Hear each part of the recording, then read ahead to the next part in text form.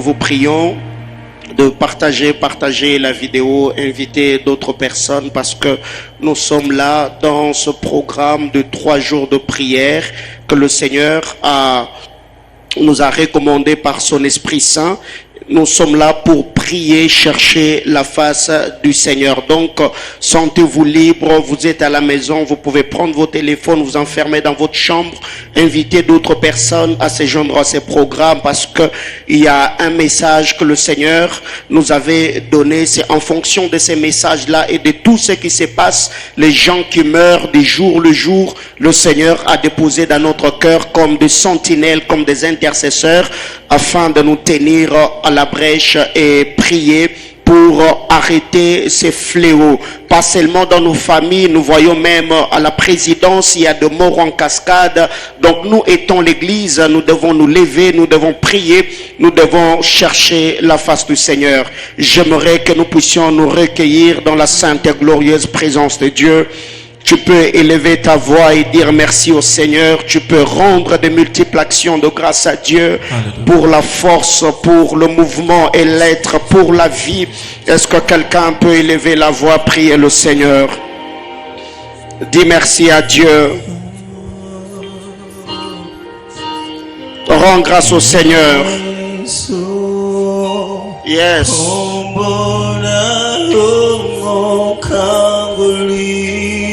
Jésus est le nom qui sauve. Il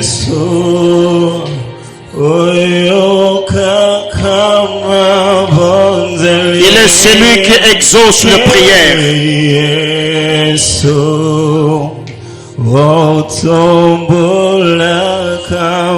Il relève ceux qui tombent en défaillance. Son nom est au-dessus de tout.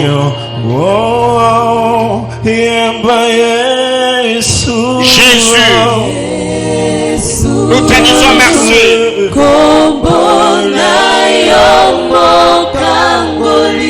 Tu es le Dieu de la délivrance. Tu es la source de mon salut. Tu es ma forteresse. Tu es ma citadelle. Tu es mon rocher, mon abri sûr, c'est toi Jésus. Sois béni.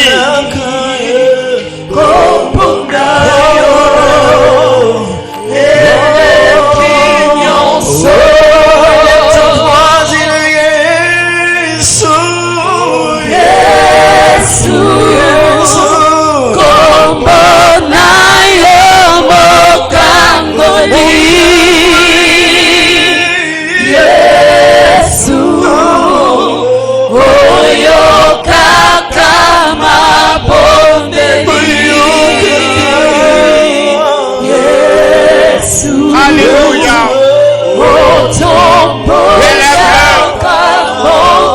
Adore-le, dis merci au Seigneur. Sois reconnaissant. Jésus.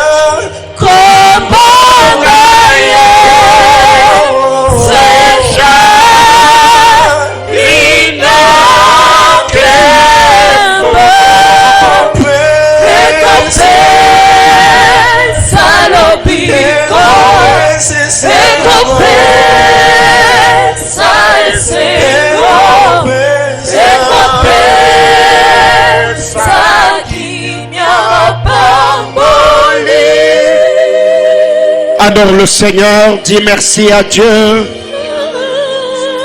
Est-ce que tu peux l'adorer avec tes mots? Est-ce que tu peux célébrer sa grandeur? Est-ce que tu peux reconnaître ses hauts faits? Le psalmiste a dit, mon âme bénit l'Éternel et n'oublie aucun de ses bienfaits. Je te condamne, mon âme, à être reconnaissant vis-à-vis des bontés de Dieu. Mon âme, tu es condamné à reconnaître la grandeur du Créateur. Mon âme, je te condamne à reconnaître les hauts faits de Dieu. Merci pour l'œuvre de la croix. Merci pour le sang versé. Merci pour mon rachat. Merci pour la rédemption. Merci pour la libération. Merci pour mes péchés expiés. Merci éternel pour la vie. Merci pour le Saint-Esprit. Merci pour le merveilleuse et glorieuse promesse que tu m'as faite. Mon âme reconnaît ta grandeur. Mon âme te célèbre. Seigneur Dieu de gloire, tu es le garant de ma réussite. Tu es l'architecte de ma vie. Tu es l'artisan de mon bonheur. Sois béni, sois élevé, sois exalté. Alléluia. Tu es le roi de gloire. Tu es le Dieu tout-puissant. Le cœur de racheter s'est répandu devant de ton trône. Nous te remercions. Nous t'exaltons. Nous te magnifions. Nous te proclamons. Sois béni, sois élevé, sois exalté, sois magnifié. Alléluia. Yes.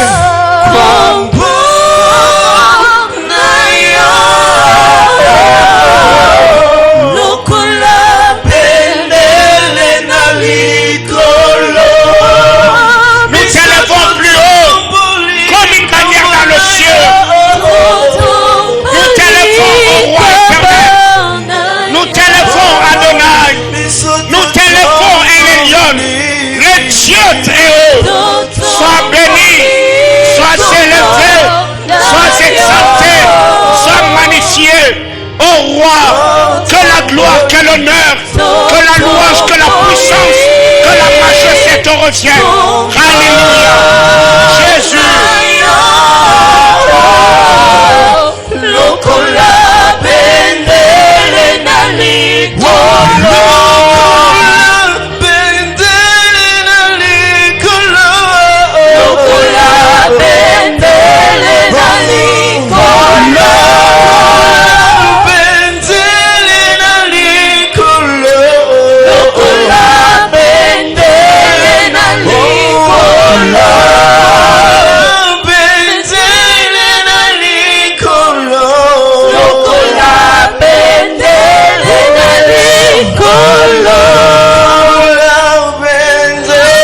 Sois béni Jésus, sois élevé, sois exalté. Seigneur Dieu de gloire, nous te disons merci, Seigneur, pour ce premier jour. Seigneur éternel, sois avec nous. Je prie que tu donnes du poids à nos prières. Je prie, éternel Dieu, que l'onction de ton esprit soit sur chacun d'entre nous, afin, Seigneur éternel, que ce moment, Père éternel, Dieu de gloire, ait un impact positif et des répercussions positives au Dieu de gloire. Je prie, alléluia, que ta grâce et ta faveur soient avec nous, Père. Manifeste ta puissance, accompagne-nous, révèle-toi à nous. Que ta grâce, Seigneur, soit avec nous en toutes choses. Dans le précieux nom de Jésus, nous avons ainsi prié. Avec action de grâce, nous disons Amen. Bien-aimés dans le Seigneur, soyez bénis. Nous sommes là pour la prière. Nous sommes là pour la prière. Je veux exhorter pendant un moment, après quoi on passera de forts moments d'intercession. Et je crois que la grâce et la faveur du Seigneur va nous accompagner pendant ce temps. On va lire la parole de Dieu. Juge chapitre 6, le verset 25 et le verset 26. Juge chapitre 6, le verset 25 et le verset 26. J'ai lu au nom de Jésus. Dans la même nuit, l'Éternel dit à Gédéon, prends le jeune taureau de ton père et un second taureau de 7 ans. Renverse l'autel de Baal qui est à ton père et abat le pieu sacré qui est au-dessus. Le verset 26. Tu bâtiras ensuite et tu disposeras sur le haut de ces rochers un autel à l'Éternel ton Dieu. Tu prendras le second taureau et tu offriras un holocauste avec le bois de l'idole que tu auras abattu, parole du Seigneur. Bien-aimés dans le Seigneur, cette portion d'écriture, je ne serai pas très long dans mon exhortation. C'est après que le Seigneur s'est révélé à Gédéon, alors qu'il était sous le térébinthe. La Bible déclare, le Seigneur a appelé Gédéon vaillant héros. Et Gédéon était étonné en disant à Dieu, comment peux-tu m'appeler vaillant héros? Et le Seigneur lui a dit, va avec la force que tu as, délivre à mon peuple. Mais ce que j'aime, c'est ce qui est dit au verset 25 et le verset 26. Le Seigneur, après avoir appelé Gédéon à son nom nouveau, le nom de sa mission, le nom de la destinée, le Seigneur a donné une mission et une orientation spécifique à son serviteur.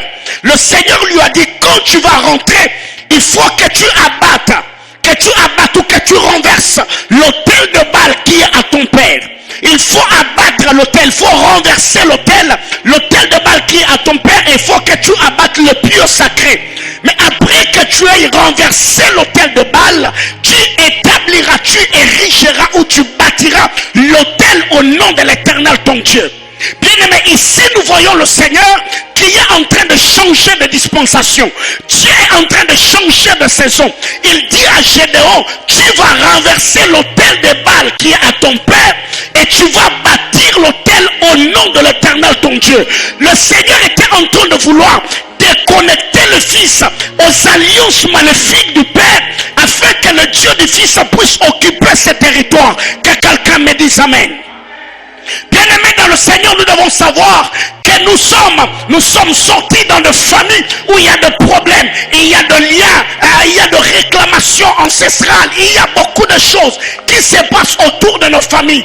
Mais ici, ce que j'aime, le Seigneur, après avoir donné cet ordre à Gédéon, il lui a dit, tu renverseras l'autel de Baal.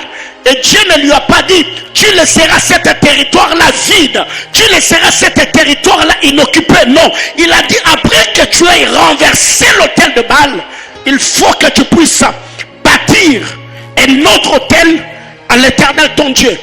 Bien-aimés dans le Seigneur, nous devons savoir être d'accord sur une chose, c'est que nous devons retenir le Seigneur Dieu Tout-Puissant. Quand Dieu te donne une mission, tu ne peux pas laisser un territoire vide, parce que dans la vie où l'esprit de l'homme, si ce n'est pas l'esprit de Dieu qui l'habite, c'est le démon qui va posséder ses corps. C'est pourquoi la Bible déclare, si un démon est chassé dans un corps, il va errer dans les lieux arides. Il va revenir. Pourquoi? Parce que nous sommes dans une guerre, la guerre de positionnement, la guerre d'habitation. C'est ainsi que vous devez comprendre. Quand tu entres en prière, tu dis, je suis en train de détruire, je suis en train de renverser. Ne renverse pas seulement les mauvaises choses. Après avoir renversé les mauvaises choses, il faut maintenant utiliser l'autorité que Dieu t'a conférée pour remplacer les mauvaises choses que tu as détruites par les bonnes choses. J'entends quelqu'un me dire Amen. Donc si tu seras en train de chasser l'esprit de mort, ne dis pas je refuse l'esprit de mort et tu t'arrêtes là. Si tu refuses l'esprit de mort, quel autre esprit tu feras entrer? C'est que quand tu refuses la mort, il faut proclamer la vie. Si tu refuses la pauvreté, il faut proclamer la richesse. Si tu refuses la maladie, il faut proclamer la guérison. J'entends quelqu'un me dire Amen. Tu vas renverser l'autel de Baal. Et cet territoire-là doit être occupé par l'autel de l'Éternel. Bien-aimés dans le Seigneur, nous sommes là pour bâtir l'autel de longévité. De par le message que Dieu nous a donné. Et si vous n'avez pas lu cela, vous pouvez regarder sur cette même page. Il y a une prophétie que nous avons publiée le matin selon la révélation que le Seigneur nous a donnée. Bâtir l'autel de longévité. Bien aimé, mais ce que nous devons savoir, après l'occupation du territoire, chaque hôtel que tu bâtiras doit porter un nom. Chaque hôtel que tu vas bâtir doit porter une mission. Parce que l'autel est une représentation spirituelle de ce que tu es, de ce que tu as, ou de ce que tu es appelé à faire, ou ce que tu es appelé à devenir. Exode chapitre 17, le verset 15. Waouh, j'ai envie de prier avec quelqu'un ce soir. Exode chapitre 17, le verset 15. La Bible déclare: Moïse a bâti un autel et lui donna pour nom l'Éternel, ma bannière. Moïse a bâti un autel et lui donna le nom l'Éternel, ma bannière. Moïse, après avoir érigé l'autel, après avoir bâti l'autel, il n'a pas laissé cet autel à sa nom. Parce que si tu ne sais pas appeler ou déterminer ou définir les choses que tu as créées spirituellement, quelqu'un d'autre les donnera de nom à ta place. Est-ce que quelqu'un comprend de quoi je parle? C'est que quand tu bâtis un hôtel, il faut donner un nom à cet hôtel-là. C'est pourquoi la prière que nous sommes en train de faire, nous avons nommé à cet hôtel l'hôtel de longévité. On va prier pour que la vie de Dieu soit imposée, que la vie de Dieu s'installe dans notre vie. Bien aimé, après que Moïse ait bâti l'hôtel, il a appelé cet hôtel-là l'Éternel, ma bannière. Dans d'autres versions, on parle de la victoire en disant l'Éternel, ma victoire. Autrement dit, l'autel que Moïse avait bâti, c'était l'autel de la victoire. Bien aimé dans le Seigneur, il ne faut pas prier comme un enfant, non. Il faut prier comme un homme spirituel qui comprend les enjeux du temps. Je suis en train de prier. Je dis: Seigneur, je refuse la pauvreté. Quand tu seras en train de prier, dis: je suis en train d'ériger un hôtel. Quel hôtel? L'hôtel de la longévité, l'hôtel de la prospérité, l'hôtel de la maternité, l'hôtel de la percée, l'hôtel de l'excellence. Et tu verras que le nom que tu auras donné à ton hôtel, la vie qui est derrière tes paroles matérialisera le nom et tu vivras ces choses. Oh, j'entends quelqu'un. Tu peux laisser le nom de tes hôtels dans les commentaires. Moi et les intercesseurs, nous prierons le Seigneur en ta faveur. Moïse a donné le nom à cet hôtel, disant que c'était l'hôtel de la victoire. Juge chapitre 6, le verset 24. Oh regarde, je sens l'onction de la prière ce soir. Juge chapitre 6, le verset 24. La Bible déclare: Gédéon bâtit là un hôtel à l'Éternel et lui donna pour nom l'Éternel paix. Il existe encore aujourd'hui à Ophra qui appartenait à la famille d'Abiézer. Dans d'autres versions, on dit quand il a bâti cet hôtel, il a dit, il a donné le nom en disant l'Éternel ma paix. Moïse a bâti dans Exode 17:15 l'hôtel de la victoire. Gédéon a bâti l'hôtel de la paix. Bien-aimé dans le Seigneur, tout ce que tu seras en train de faire dans ta vie, il faut comprendre, ce sont des hôtels. Car tout hôtel établi réclame la personne qui l'a établi. Tout hôtel érigé réclamera la vie de la personne qui l'a bâti. Moïse a érigé l'hôtel de la victoire. Gédéon a donné le nom à l'hôtel en disant que c'est l'hôtel de la paix. Bien-aimé dans le Seigneur, si tu as besoin, pendant ce temps, tu érigeras l'hôtel de la prospérité, l'hôtel de la réussite, l'hôtel du succès, l'hôtel de la croissance, l'hôtel de l'équilibre, l'hôtel de l'onction, l'hôtel de la prière. Et je crois que cet hôtel-là que tu auras érigé te réclamera et réclamera les enfants de tes enfants, car l'hôtel c'est un point de contact. Est-ce que quelqu'un peut me dire amen? Chaque hôtel doit porter un nom. Bien-aimés frères, il y a plusieurs personnes qui prient refusant un bon nombre de choses en disant: Seigneur, je refuse ceci, Seigneur, je refuse cela. Quand tu refuses le ténèbre, il faut proclamer la lumière.